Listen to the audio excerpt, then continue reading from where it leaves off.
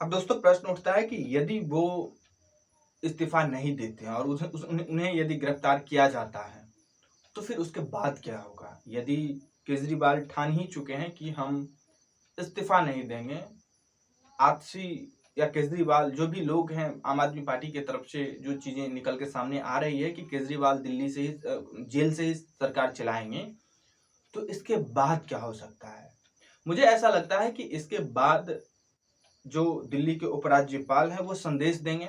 नमस्कार, मेरा नाम रंजन यादव, मेरे इस यूट्यूब मंच पे आपका स्वागत है।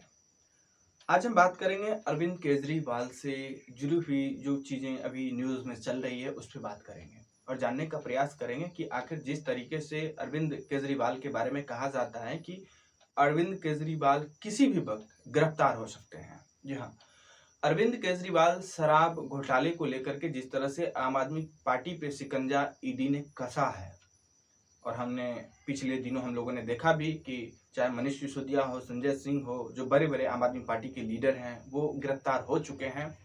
और उसको जब बेल के लिए सुप्रीम कोर्ट में सुनवाई हो रही थी तो सुप्रीम कोर्ट ने उसके बेल को खारिज कर दिया और ईडी ने अरविंद केजरीवाल को भी समन किया था कि वो भी आए ईडी के दफ्तर में और उससे भी ये शराब घोटाला जो है इसके संबंध में पूछताछ होगी। लेकिन उन्होंने ईडी के नोटिस को धता बताते हुए मध्य प्रदेश में एक जनसभा को संबोधित करने चले गए और उन्होंने ईडी को उन्होंने लेटर लिख के ये बताया कि मुझे अभी टाइम नहीं है, हम चुनाव में व्यस्त हैं। अब प्रश्न उठता है कि क्या उन्हें इन परिस्थितियों में गिरफ्तार किया जा सकता है। दोस्तों, कई जो विश्लेषक हैं, कई जो अंदर के अप्रोच जिन जिन लोगों के पास है, उनका मानना है कि अरविंद केजरीवाल को कभी भी किसी भी वक्त गिरफ्तार किया जा सकता है।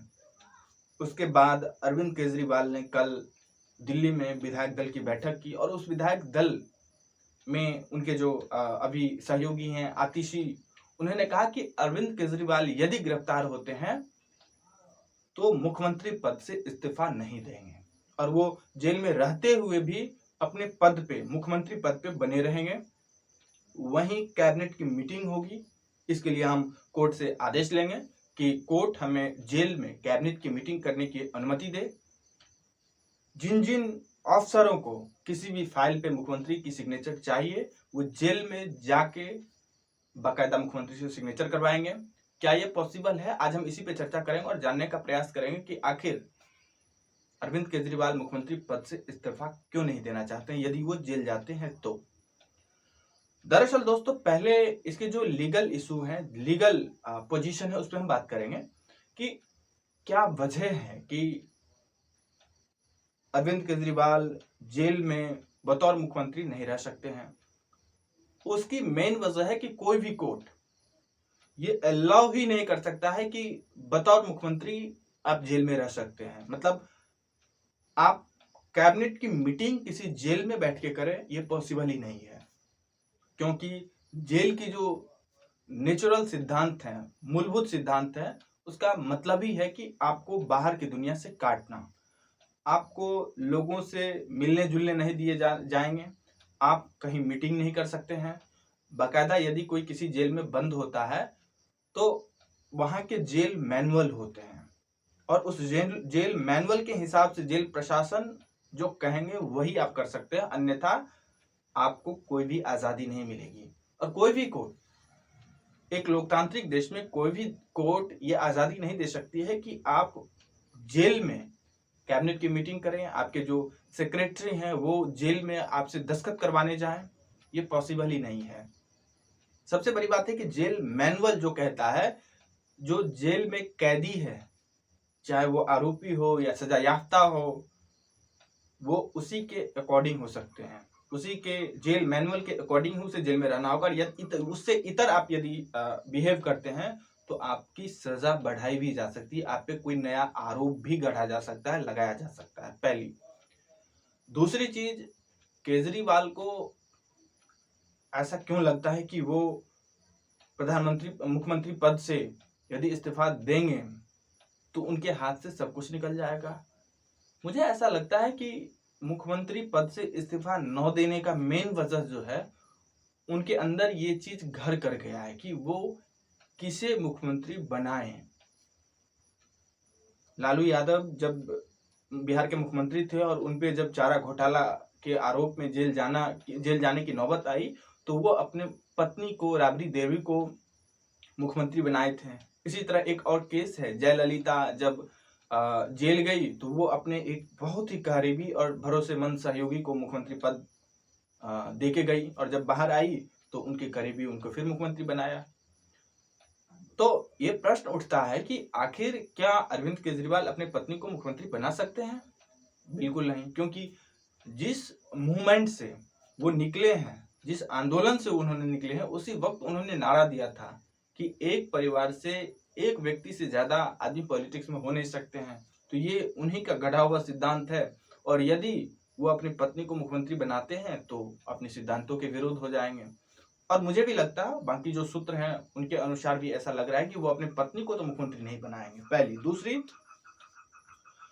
वो अपने कोई करीबी या सहयोगी को क्या मुख्यमंत्री बना सकते हैं? मुझे नहीं ऐसा लगता है, क्योंकि जो उनके सबसे भरोसेमंद और लॉयबल और सबसे बड़ी जिसकी एक्सेप्टेंसी भी पॉलिटिक्स में या फिर देश में हो, राज्य में हो, ऐसे दो एक लोग थे, मनीष सिसोदिया हो, संजय सिंह हो।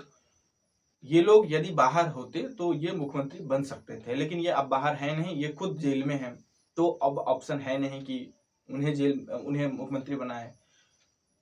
अगला कि मुख्यमंत्री यदि अरविंद केजरीवाल पद छोड़ते हैं तो उन्हें इस बात का अंदेशा है कि जिस एक्ट में, PML एक्ट में यदि हम जेल जाते हैं तो लंबा वक्त हमें जेल में बिताना पड़ सकता है, और इतने लंबे वक्त तक कोई ऐसे व्यक्ति जो भरोसे का न हो, जिसपे मेरा भरोसा दिल से न जमता हो, ऐसे व्यक्ति को यदि मुख्यमंत्री का पद देके हम जाते हैं तो हो सकता है कि सारी पार्टी, सारी सरकार मेरे हाथ से निकल जाए, क्योंकि हम तो साल 2 साल जेल में रहेंगे, और वो व्यक्ति एक अपना कुनबा न तैयार कर ले, अपना एक जनाधार न तैयार कर ले, और जब हम जेल से आए तो हम खाली हाथ रहें, मुझे कुछ हाथ न नसीब हो।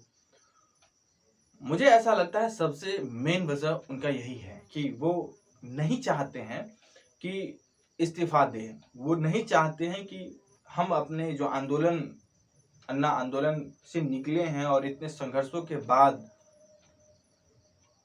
दिल्ली में हो, अप्रत्याशित बहुमत से दिल्ली में सरकार बनाई उन्होंने, पंजाब में अभी उनकी सरकार है, और बाकी और भी राज्यों में उनकी प्रेजेंस है, राष्ट्रीय पार्टी का उनको दर्जा मिल गया, आम आदमी पार्टी को। तो वो नहीं चाहते हैं कि हम अपनी जिम्मेवारी किसी और को दे के जाएं, और एक वक्त के बाद वो व्यक्ति जिसे हम जिम्मेवारी आज दे के जाएं, वो बगावत कर ले, अलग अपना जनाधार, अपनी सरकार, अपना कुनबा बना ले, और हम जेल से लंबे वक्त सजा काट के आए तो मेरे हाथ कुछ न लगे। ये भी हो सकता है, क्योंकि सबसे बड़ी बात है, अरविंद केजरीवाल ने अपने पार्टी में जिस तरह का माहौल और वहां काम करने की जो सर्कमस्टांसेस हैं, उसमें सिर्फ अरविंद केजरीवाल का ही चलती है, सेकंड लेन पार्टी का है ही नहीं। पार्टी में सिर्फ अरविंद केजरीवाल केजरीवाल केजरीवाल, सिर्फ एक व्यक्ति की ही सब कुछ चलती है।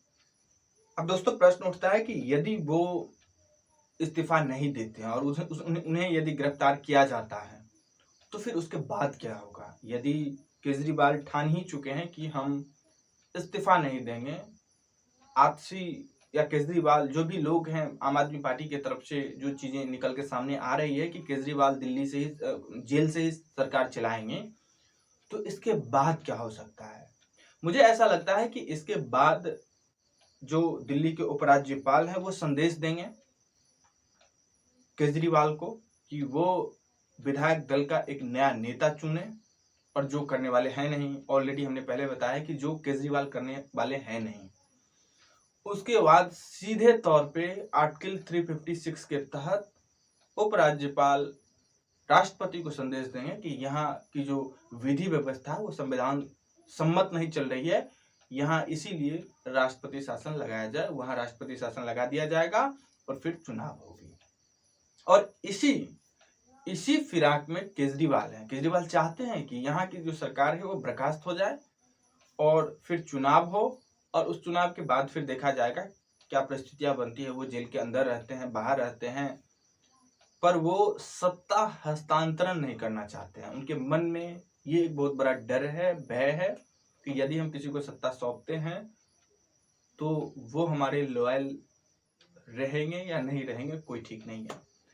आज बस इतना ही, बाकी देखते हैं क्या प्रोग्रेस होता है। अभी तक तो गिरफ्तार नहीं की गई है गिरफ्तारी, आगे किसी भी वक्त अरविंद केजरीवाल की गिरफ्तारी की जा सकती है। और जैसे कुछ नई चीजें सामने आती है मैं आपको अपडेट करता हूँ। आज बस इतना ही। अच्छा लगा हो तो प्लीज लाइक करें, शेयर करें, सब्सक्राइब करें, और आपकी जो राय इस मुद्दे से जुड़ी हो प्लीज कमेंट करके जरूर दर्ज करें। धन्यवाद।